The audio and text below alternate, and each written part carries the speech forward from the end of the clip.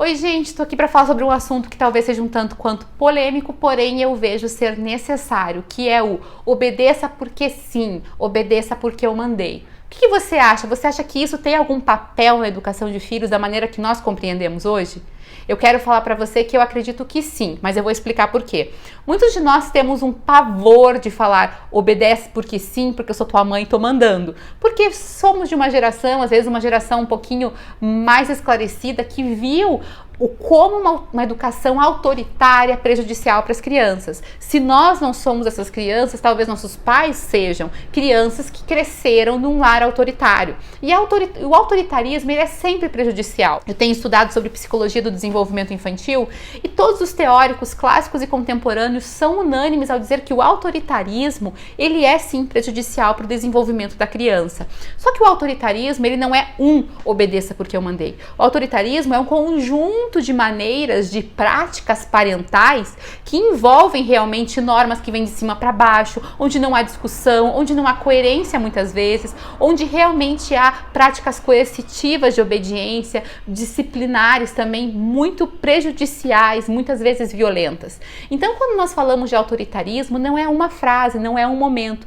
Assim como quando nós falamos de uma criação de filhos, nós não estamos falando somente de uma maneira de fazer, de uma ação específica, mas é um todo. Criar filhos envolve dar amor, dar limites, dar regras, dar afeto, envolve você saber comunicar, envolve você trazer explicações, mas também envolve exigir obediência imediata quando necessário. E eu quero explanar um pouquinho mais sobre isso aqui. Só para dar mais um pano de fundo em relação a isso, eu assisti uma discussão essa semana muito bacana sobre educação de filhos e a Joelma, que é psicopedagoga, estava comentando sobre quando ela ia corrigir um filho por alguma ação errada, que envolvia realmente uma ação mais intensa, uma bronca, quem sabe, algum tipo de repreensão mais forte, e ela parava e pensava, mas espera aí, eu tenho enchido essa criança de amor? Será que eu tenho feito o meu outro papel, que é dar amor, afeto, encher o tanque de afeto? Vocês devem me ouvir muito falando sobre isso no Instagram.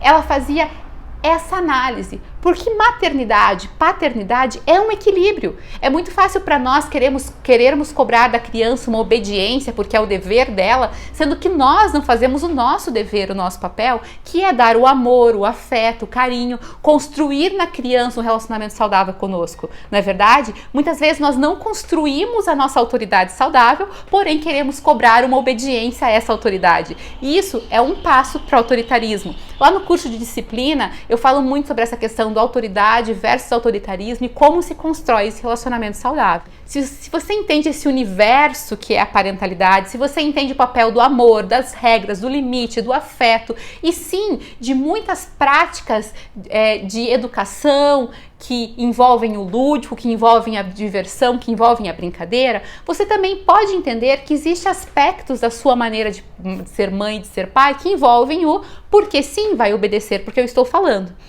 E é muito importante entender que eu sou super defensora das práticas disciplinares que envolvem o lúdico, que envolvem brincadeiras. Sempre quando alguém me pergunta como eu faço para ensinar o meu filho a ser organizado e guardar os brinquedos, eu amo sugerir brincadeiras, dicas. Vamos colocar um cronômetro para ver quanto tempo ele demora, para fazer pipipi quando terminar o tempo. Sugira que ele guarde só alguns brinquedos, depois os outros. Envolver aspectos lúdicos no nosso dia a dia torna o nosso cotidiano muito mais leve, muito mais fácil de lidar com as crianças e com as ordens que precisamos dar a elas. Aqui em casa mesmo, a minha filha de 6 anos faz muita bagunça com os pijamas, mas quando ela tem que arrumar, eu falo para ela brincar de loja de pijama, porque um dia ela brincou e ela amou arrumar os pijamas dessa forma.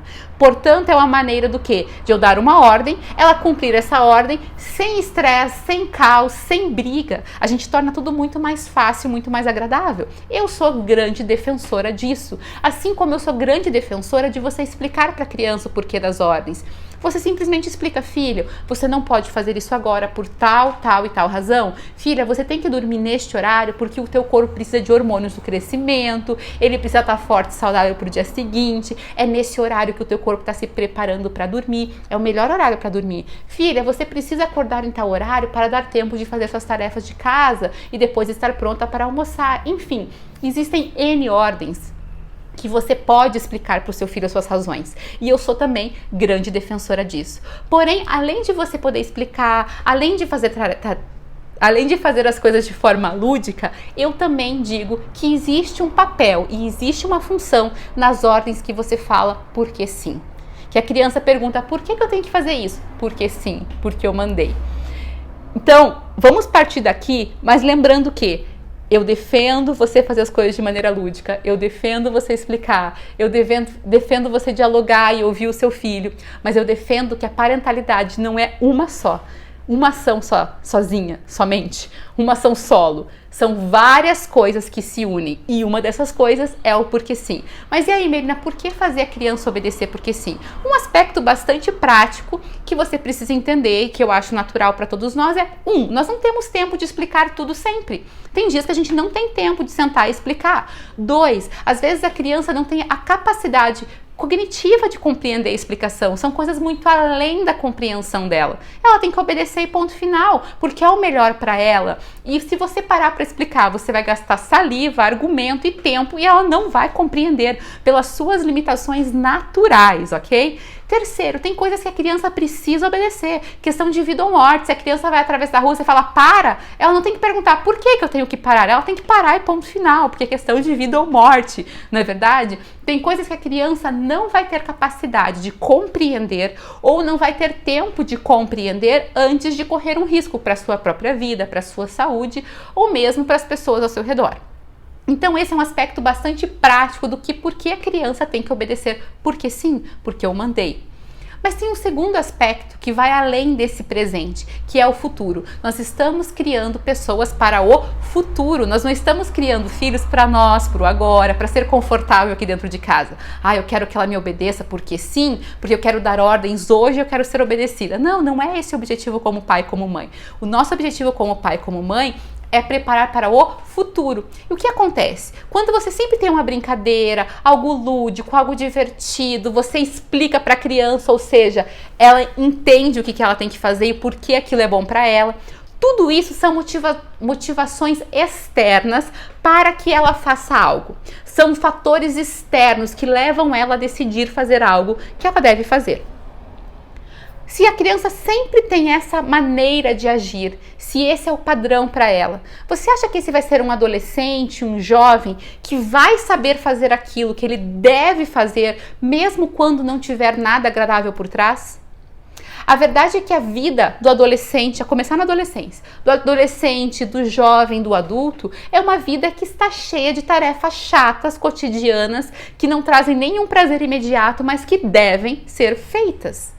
E a criança que cresce achando que todas as motivações externas têm que fortalecê-la e direcioná-la para uma ação interna, não vai saber ser um adulto, um adolescente, um jovem que faz aquilo que deve fazer quando não tem nada agradável ao redor dele. Vocês entendem como isso é sério? É aquela geração que está sempre em busca do emprego ideal, porque eu tenho que fazer o que eu amo. E daí nessa de querer fazer o que eu amo, quando ele encontra algum obstáculo, um chefe mais duro ou alguma tarefa do dia a dia do emprego dele que é chata, ele vai lá e pula de emprego, muda de profissão, muda de área, de cada 6 meses está numa profissão diferente. Por quê? Porque ele não sabe agir conforme um objetivo sem que haja prazer momentâneo, prazer imediato para que esse objetivo seja cumprido. Então, o porquê sim, obedece porque eu mandei, claro, é uma coisinha de um todo. Não é para você fazer isso toda hora. É uma coisinha de um todo. Mas quando for necessário fazê-lo, não tenha medo de fazê-lo. Não se sinta culpado de fazê-lo. E também não evite a todo custo fazê-lo. Porque você vai estar ensinando o seu filho que ele tem que fazer coisas mesmo que não sejam agradáveis de imediato. Por quê? Porque ele tem que aguentar tudo? Não. A gente está falando de um pai e de uma mãe que cuidam, que amam, que querem o melhor. A gente está falando de formar o caráter de uma criança que vai ser um adulto que sabe, quando necessário, dizer não para suas inclinações pessoais e dizer sim para aquilo que deve ser feito. E nisso a gente está envolvendo uma coisa maior, uma coisa mais importante.